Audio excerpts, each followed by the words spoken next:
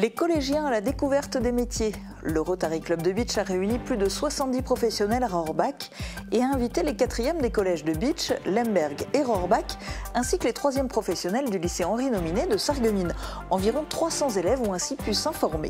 Mila et Hugo ne savent pas encore ce qu'ils feront comme métier, mais ils sont déjà des as de la lecture. Elle vient de Bliesbruck, lui de Sarreguemines. Tous deux ont remporté le premier tour de la finale départementale du concours Les Petits Champions de la Lecture. 9 mois de festival Mirré de Plate à Sarreguemines. Cette année, il s'annonce rugissant et il est placé sous le thème des voix sauvages, avec un focus sur les langues minorées, en particulier celle du peuple pénan de Bornéo. Fin de saison pour la troupe de théâtre en plate de Groenevillers qui a fêté ses 40 ans sur scène. Ils étaient 9 comédiens dans une pièce écrite par Raymond Weissenburger avec toujours le même succès. Bienvenue sur Mosaïque Cristal. Après l'actu du secteur, on rejoindra Marie-Morgane Pires en immersion auprès d'une artiste peintre. Poum in Love, c'est un festival de couleurs, tant dans son art que dans sa personnalité. Focus d'abord sur des jeunes en quête de vocation. La 39e édition du Forum des métiers était organisée par le Rotary Club de Bitche en association cette année avec le collège Jean Settlinger. De très nombreux corps de métiers étaient réunis hier à Rohrbach. Les collégiens étaient eux aussi nombreux à participer à l'événement. Le but pour eux, déterminer un peu plus précisément le futur métier qu'ils souhaitent exercer. Reportage d'Émilie Azel. C'est l'effervescence. Chacun est à la recherche du métier qu'il souhaite découvrir, du professionnel à qui il va poser toutes ses questions. Hier avait lieu la 39e édition du Forum des métiers, organisé par le Rotary Club de Bitche et le collège de Rohrbach. Parmi les plus de 70 professionnels présents dans la salle Schumann, il y avait également des Allemands. On a aussi invité, c'est la 3e année, des gens d'entreprises allemandes. Donc il y a Tadano, qui est représenté de Zweibrücken, fabrique des grues. Il y a John Deere, qui fabrique donc des machines agricoles. Et il y a les métiers de la santé en Allemagne. Donc c'est pour inciter aussi les enfants à pratiquer leur allemand et à le perfectionner pour pouvoir éventuellement faire des études en Allemagne. Pour ces structures et entreprises allemandes, participer à ces forums en France a un intérêt particulier. Alors on est dans une zone frontalière, donc à Zweibrücken, en Rhénanie-Palatinat. L'intérêt pour nous en tant que fabricants de grues en Allemagne, de venir sur des salons ou des forums des métiers comme ici, c'est de faire connaître l'entreprise, de faire connaître les métiers et le potentiel d'emploi pour les élèves de 4e français. En fait, on a un centre d'apprentissage directement dans l'usine. Et alors certes, c'est une entreprise allemande, mais on a quand même un vivier de talents en France aussi et qui sont recherchés. On a pas mal de Français qui travaillent dans l'usine à Zweibrücken. Et voilà, comme on est toujours en recherche de nouveaux talents, ça nous permet d'avoir un plus grand rayon d'action. Oui, disons qu'en fait, surtout, j'essaie de donner les informations qui sont nécessaires justement, peu importe en fait son projet, que ce soit pour faire un stage, si on a envie de faire une mobilité professionnelle, chercher un emploi, simplement même, ça peut être aussi par exemple faire des études transfrontalières. En fait, j'essaie de donner le plus d'informations possible concernant en fait l'Allemagne ou même l'Europe en général. Étaient concernés par ce forum plus de 300 collégiens des 4e des collèges de Lemberg, Bitche, Rohrbach et des 3e professionnels du lycée Henri Nominet. Focus maintenant sur 2 jeunes qui n'en sont pas encore à choisir un métier, mais qui font déjà preuve de talent. Et il n'y a pas que les concours de chant dans la vie, il y a aussi les concours de lecture. Parmi eux, celui des petits champions de la lecture, une épreuve nationale à laquelle participent plusieurs classes du secteur.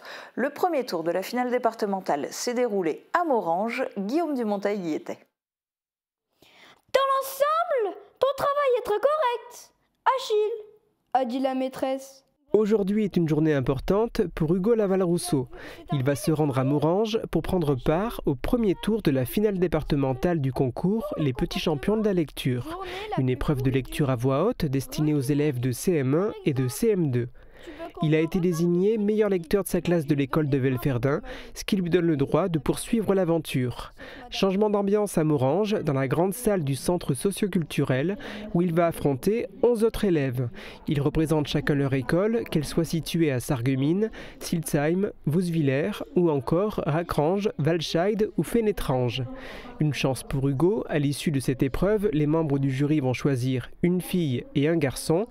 Il y a moins de garçons que de filles, donc moins de concurrence pour lui. Voici les critères qui seront pris en compte par les membres du jury. Il faut qu'ils aient une belle diction, qu'ils fassent les liaisons, c'est important. Et puis l'expression aussi, pas trop bouger, éviter de la posture, éviter de trop bouger, de rester concentré sur sa lecture et surtout de mettre l'intonation. Parce que l'intonation, c'est l'élément essentiel dans la lecture pour emporter l'auditeur. L'un après l'autre, chaque enfant monte sur l'estrade, s'installe derrière le pupitre et lit au micro un extrait du livre de son choix.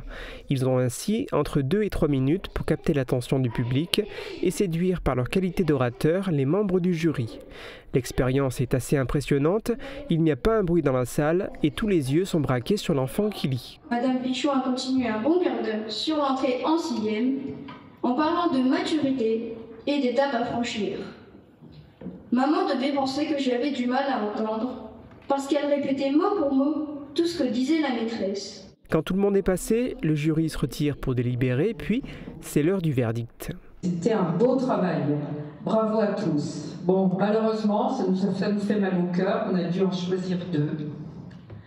Je commence par les garçons. Allez, Hugo. Un grand moment d'émotion pour ce garçon de Velferdin qui n'en espérait pas tant. Je suis très fière. J'ai demandé à ma maîtresse si j'avais bien lu. Elle a dit que j'avais jamais aussi bien lu que là et que j'ai fait tous les conseils qu'elle m'a dit et voilà. At last but not least, du côté des filles, c'est la dernière candidate à être montée sur l'estrade qui a le plus séduit le jury par ses qualités de lectrice. Elle vient de Biesbruck et est scolarisée en CM2. Et il est arrivé le bonhomme, il a pris le virage tellement serré que j'ai cru qu'on allait rester. Chauffard, pilote de gare, automédon tartare, cocher du dimanche. C'est pas parce que c'était la dernière, mais on a vraiment beaucoup apprécié le travail de Mila. C'était magnifique. Bravo à toi, Mila. C'était bien, j'ai adoré lire et partager mon histoire devant vous. Au début, j'étais un peu stressée, mais je suis fière maintenant de moi et je suis contente. Si pour les enfants, ce concours comporte beaucoup d'enjeux et de stress, d'autant plus au fil des qualifications quand le niveau s'élève, pour les organisateurs, c'est une manière de les motiver à progresser dans la lecture. Ça va être peut-être un point de départ pour aider nos enfants à se lancer et puis peut-être à aimer la lecture et puis peut-être plus fréquenter la médiathèque et puis dans leur classe à être présent et au mieux dans la lecture. Pour Mila et Hugo, l'aventure continue. Ils participeront le 26 mars à Petite-Rosselle au 2e tour de la finale départementale pour tenter de se qualifier, on l'espère pour eux, à la finale régionale puis à la finale nationale. Culture locale à présent, le festival Méret de Platte va une nouvelle fois durer à Sarreguemines toute l'année. Il a débuté en février et va se terminer en décembre. Plusieurs temps forts vont rythmer le festival. Le premier est sans doute la venue de membres de la communauté pénane, originaire de l'île de Bornéo, située à un jour d'avion de Sarreguemines. Guillaume Dumonteil les a rencontrés.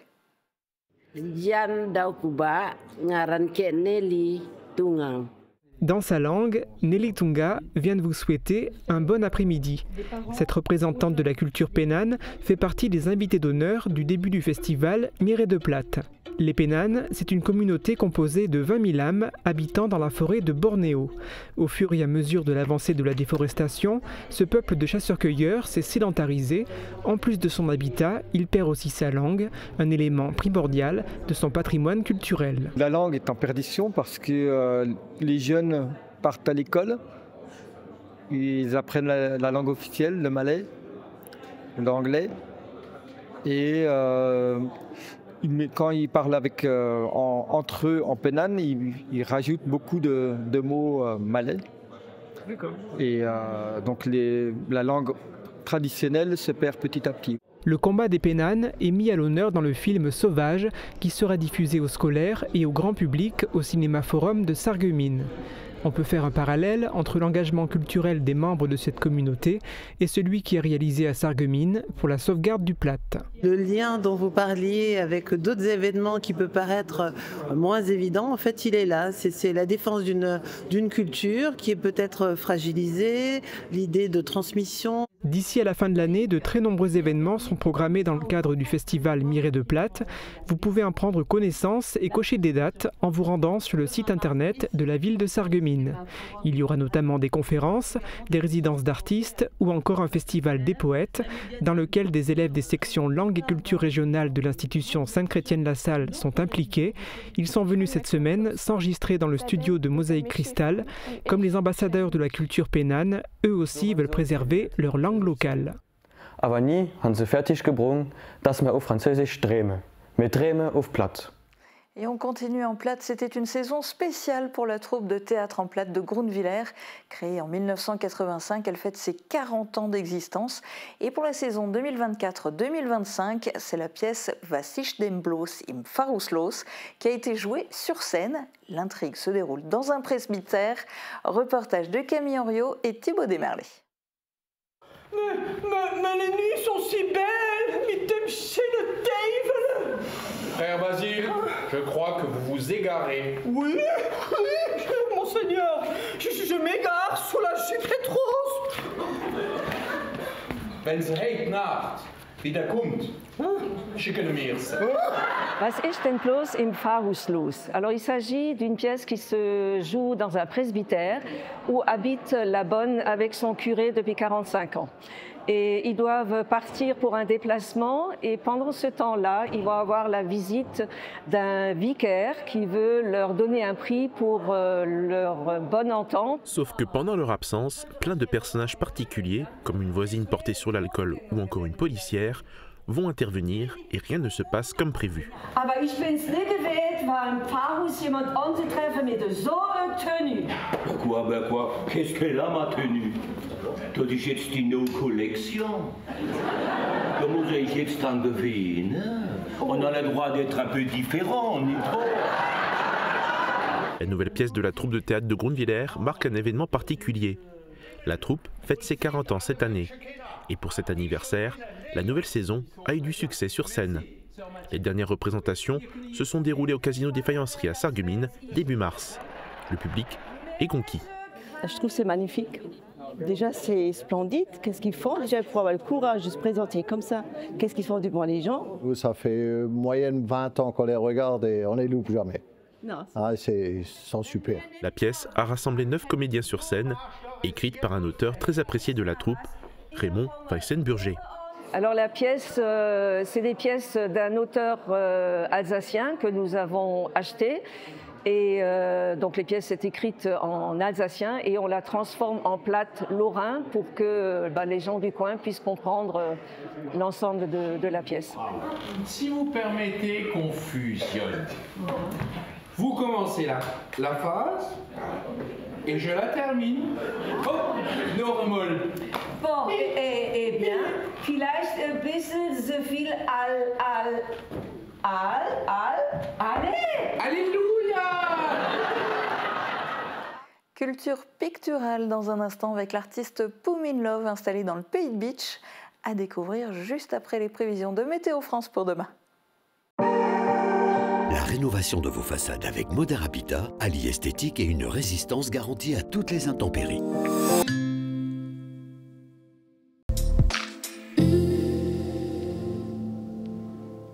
Bonjour tout le monde, la journée de demain sera une nouvelle fois plus nuageuse mais sans précipitation. Côté température, les minimales iront de 1 à 3 degrés et les maximales de 6 à 7 degrés. Demain nous fêtons les Louises et il fera jour de 6h44 à 18h36. Passez tous une belle journée et un excellent week-end.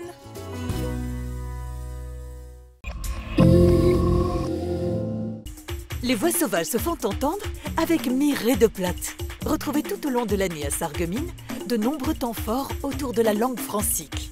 Spectacles, conférences, projections, rencontres, ateliers, visites, expositions et bien d'autres surprises sur une thématique rugissante. Le Platt à Sarreguemines se vit au quotidien. Programme complet sur platt.sarreguemines.fr. Quand j'écoute de la musique, mes écouteurs ne tiennent pas bien. Qu'est-ce que je peux faire ?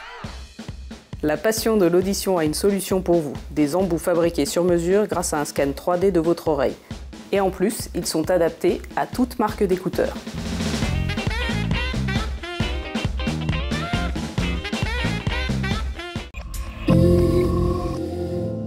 C'est le moment de retrouver Marie-Morgane Pires pour une nouvelle aventure en immersion. Aujourd'hui, elle s'intéresse au travail d'une artiste peintre haute en couleurs, Pauline Love.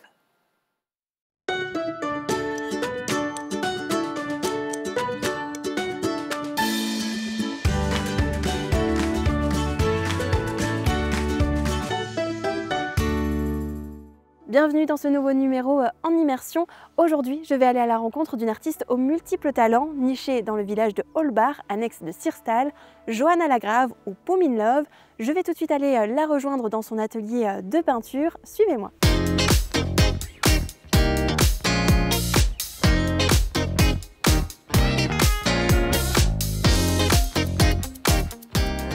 Bonjour Johanna. Bonjour. Merci beaucoup de m'accueillir aujourd'hui dans ton atelier. J'ai vraiment hâte de comprendre un petit peu le processus de création de tes œuvres. Là, on en a déjà un petit aperçu. Ouais. On voit que c'est très coloré, il y a beaucoup de personnages. C'est ce qui te caractérise un petit peu? Alors oui, ce qui caractérise la majorité de mon travail, c'est les couleurs vives. J'ai toujours travaillé avec énormément de couleurs. Je pense que c'est un trait de ma personnalité qui rejaillit à travers mon travail. Je suis assez joyeuse, assez extravertie et je pense que ça se voit dans mon travail. Et finalement, je pensais que c'était un défaut de base de travailler avec toutes ces couleurs. Je pensais que c'était trop. Et à partir de 2020, quand il y a eu le confinement et quand je me suis rendu compte que les gens étaient très stressés, il y avait tout cet aspect un petit peu anxiogène et que j'avais des retours sur mes toiles qui disaient que ça faisait du bien, que ça envoyait du peps, que c'était... j'ai forcé le trait. En fait, je suis allée à fond dans la couleur et puis voilà, mes personnages sont toujours très colorés. D'ailleurs, même les œuvres abstraites aussi. Et du coup, tu travailles sur plusieurs supports, plusieurs types de peinture aussi, oui. Plusieurs personnages. On va voir tout ça ensemble. Je te suis pour te voir un petit peu à l'œuvre. Ça marche, c'est parti. On disait avant, tu utilises vraiment plusieurs supports et des supports originaux. On n'a pas l'habitude de voir des œuvres, par exemple là c'est sur des VHS ouais. ou des CD. Comment ça t'est venu cette idée justement d'utiliser ces supports? Alors l'idée est venue fin 2019. En fait j'avais chiné un stock de vinyle et il était là, il attendait. Et moi aussi j'attendais que l'idée vienne finalement. Et j'ai travaillé du coup sur une série de chats, des chats totalement différents. Pour une vente au profit des Beacher Cats. Et finalement, ça a eu un succès incroyable, les chats. Il y a un truc avec les chats, c'est magique. Et à partir de là, du coup, j'ai développé le vinyle dans un premier temps. Et puis, j'ai décliné, j'ai appelé ça les wild vinyl, vu que c'était les chats. Et j'ai décliné après avec tous les animaux sur vinyle. Et après, finalement, je me suis dit, pourquoi ne pas m'étendre à d'autres supports? Je crois que c'est d'abord la disquette qui est venue en premier. Parce que déjà, l'idée est venue, mais c'était difficile à avoir parce que les disquettes aujourd'hui, ça a presque disparu. Oui, c'est compliqué à en trouver. C'est compliqué à trouver. Donc les VHS, les CD aussi, parce que j'aimais bien le côté miroir, le fait qu'on puisse travailler sur une œuvre, mais qu'on puisse se voir à travers. Et puis après la VHS, j'ai eu envie d'utiliser aussi la cassette audio pour les mini-briques, parce que du coup, j'ai appelé les VHS les briques, parce que je me suis dit que ça pouvait être le début d'une collection. Pour créer un mur. Et mur, briques, je me suis dit voilà, créer des collections, ça m'est venu l'année dernière. Mais tout est parti du vinyle. Le fait de réutiliser une œuvre qui est finalement aujourd'hui oubliée, qui revient à la mode maintenant avec des nouvelles éditions, mais qui était laissée à l'abandon dans les greniers, et transformer une œuvre en une nouvelle œuvre.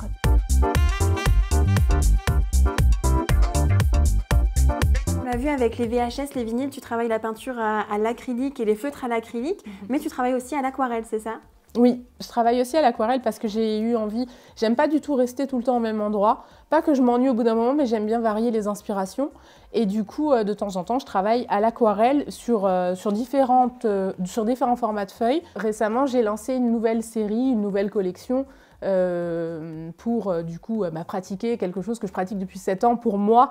Du coup, j'ai inclus le tirage de cartes dans mon art pour avoir un message. Et ce message, je vais le réinterpréter du coup en œuvre. Par exemple, là, c'était mensonge et vérité. La carte, c'était mensonge et vérité. Et du coup, je l'ai réinterprété. C'est comme ça que je crée des œuvres qui sont souvent, enfin la plupart du temps, accompagnées par une guidance liée au message qui est sur le dessin, voilà, sur l'œuvre.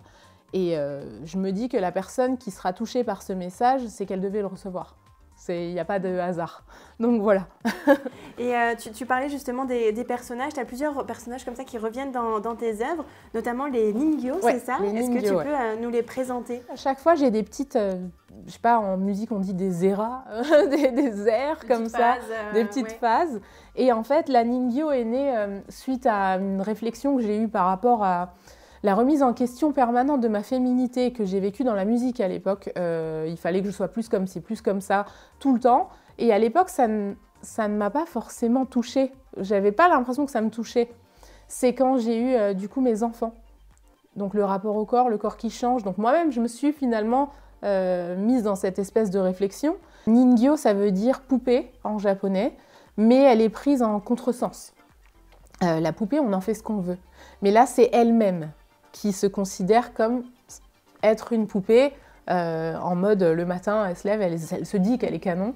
Et en plus, elle s'en fiche royalement de ce qu'on pense parce qu'elle regarde jamais droit ou elle a les yeux fermés. Donc elle s'en fiche. Je me dis que si je suis artiste, c'est aussi pour pouvoir passer des messages importants. Et donc je passe par mes personnages en général pour transmettre des messages.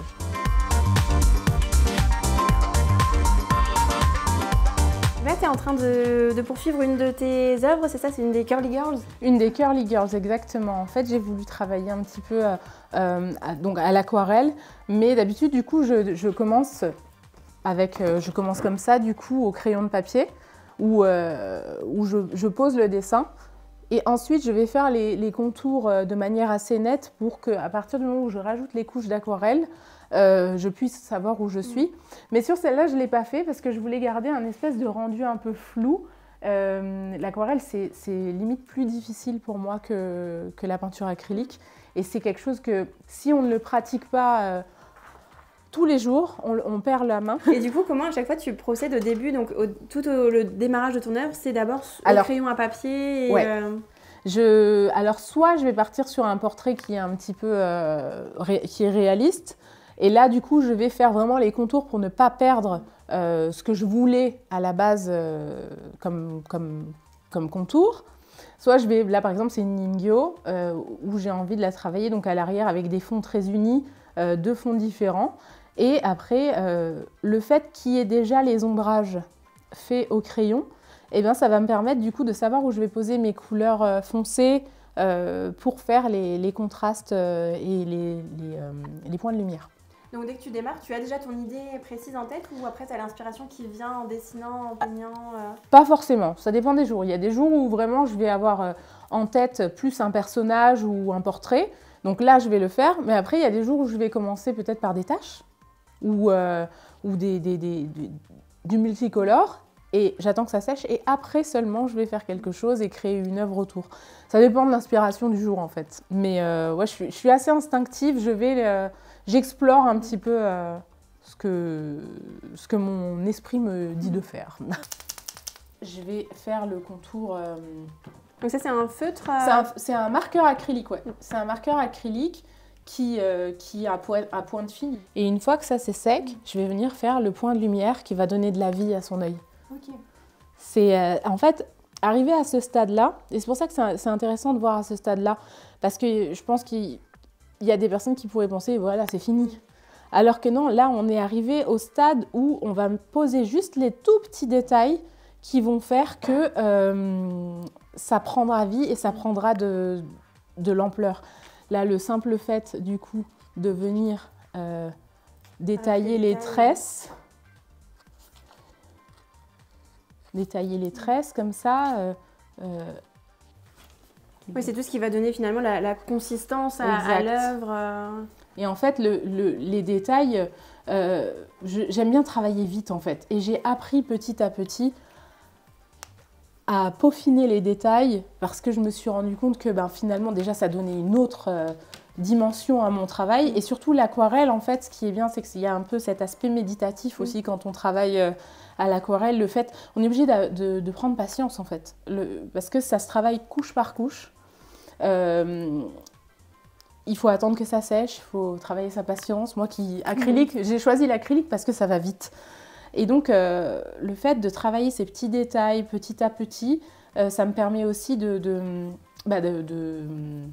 d'évoluer dans mon travail. L'aquarelle, c'est ça aussi que ça m'apporte. C'est pas juste aussi un changement de support ou un changement de technique. C'est aussi travailler d'autres...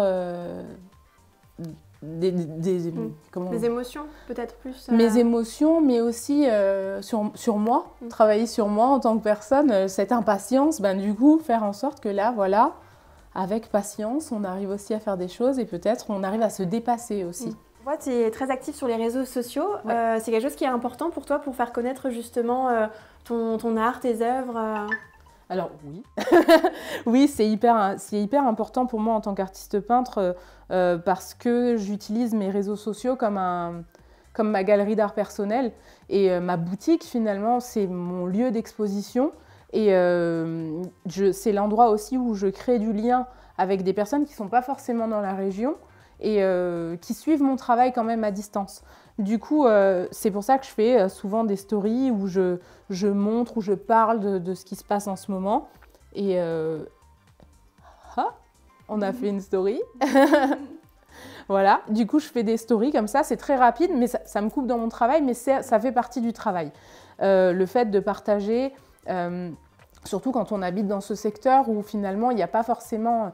Voilà, j'ai touché quelques personnes, de temps en temps je fais des boutiques éphémères, les personnes se déplacent parce qu'ils me connaissent, mais les réseaux sociaux c'est clairement l'endroit où je peux faire voyager mon travail même à travers le monde. Finalement Instagram c'est ouvert sur le monde, TikTok aussi, donc voilà, c'est hyper important. Maintenant ça va être à toi de faire.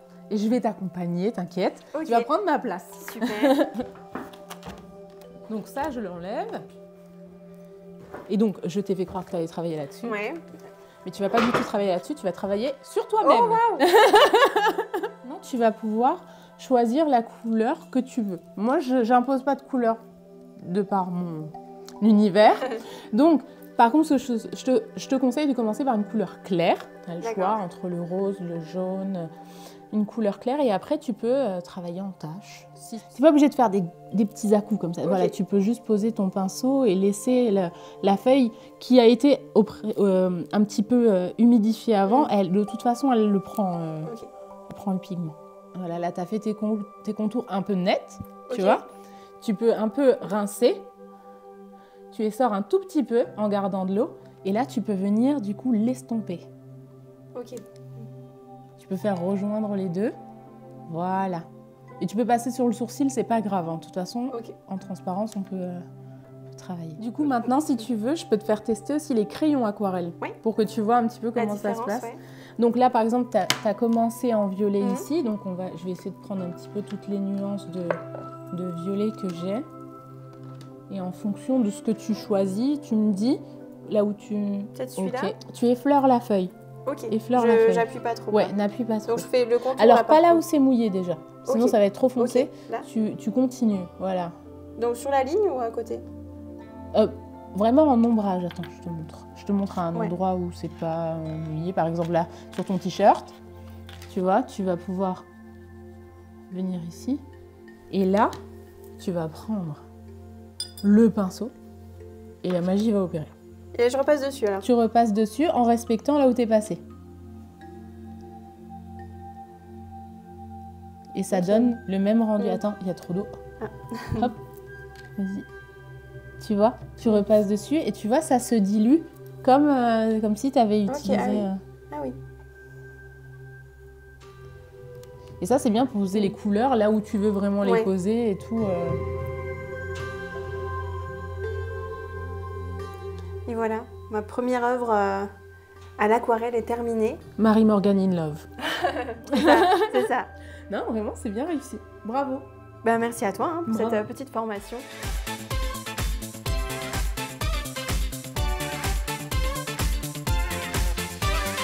Donc là, on voit, tu travailles aussi sur des murs pour faire des fresques. Et du coup, ça, c'est aussi une autre manière de travailler, j'imagine, vraiment en grandeur nature, j'ai envie de dire. C'est ça. Et puis finalement, en fait, quand j'ai commencé à peindre, j'ai toujours voulu travailler sur des grandes toiles. Et puis, petit à petit, je suis arrivée jusqu'au vinyle, jusqu'au tout petit, mais j'ai toujours cette envie de peindre en grand. Et finalement, le street art, on compare toujours mon travail à un peu du street art. Je me suis dit, finalement, tu n'as jamais fait du wall art, de l'art sur les murs. Et j'ai eu envie de m'y essayer, donc sur les murs de ma maison, dans un premier temps. Récemment, j'ai réalisé des fresques dans un salon de coiffure pour donner du peps, de l'identité à la marque de ce salon de coiffure. Et puis à la demande, surtout, je suis ce que les personnes veulent aussi.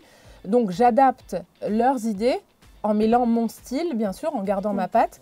Et du coup, oui, les fresques, ça fait aussi partie de mon travail. Je peux travailler aussi chez des particuliers, je peux travailler en extérieur comme en intérieur. Ok. Et du coup, toi, au final, qu'est-ce qui te plaît au quotidien dans ton activité ?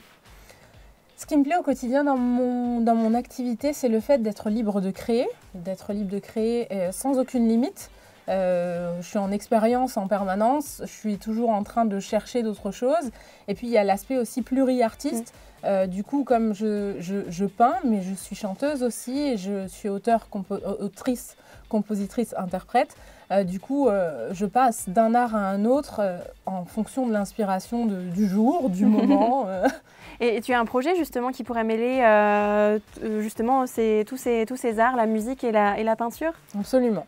Actuellement, je travaille déjà au niveau du concept à réussir à mêler exposition, mais aussi art immersif, c'est-à-dire qu'on pourrait se retrouver à l'intérieur d'une œuvre d'art par le biais de projection de mes œuvres au-dessus du public, voire sur le public, et en même temps y mêler la musique pour faire une immersion complète, donc avec des chansons de ma création. Donc créer un seul événement, une seule exposition, mais qui soit auditive et visuelle. Et puis après, le reste, on ne sait pas, je ne sais pas, ça se trouve, il y aura des odeurs aussi. En tout cas, je te souhaite bonne continuation pour tes projets futurs. Merci beaucoup de m'avoir accueilli, de m'avoir formée à l'aquarelle. Avec plaisir, t'as assuré. Et merci à vous de nous avoir suivis. Je vous dis à très vite pour une nouvelle aventure en immersion.